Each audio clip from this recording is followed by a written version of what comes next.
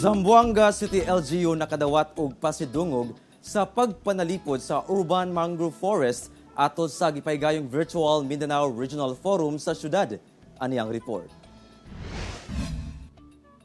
Nakadawat sa Marine Protected Area Awards and Recognition isip best practices in protecting urban mangrove forest ang syudad sa Zamboanga City.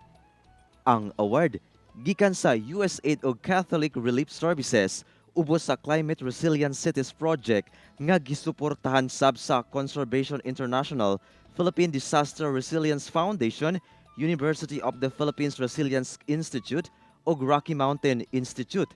Naangkon ang pasidungog agi sa malampusong nature-based solutions sa LGU sa pagpalambo sa mga tinanom nga mga bakawan sa mga baybay sa mga urban areas sama sa barangay Talon-Talon, Kasanyangan, Mampang, Mariki, Arena Blanco, Rio Hondo, kung asa nakatabang mismo niini ang komunidad sa maong mga dapit.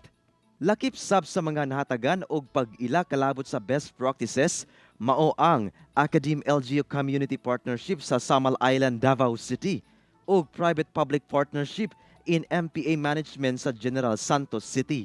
Perhaps pwede sila mira how the key stakeholders kay participa ya sila dila role in terms of protection, conservation, and preservation of our mangrove ecosystem.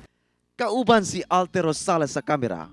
Ako si Efren Mamak para sa One Mindanao.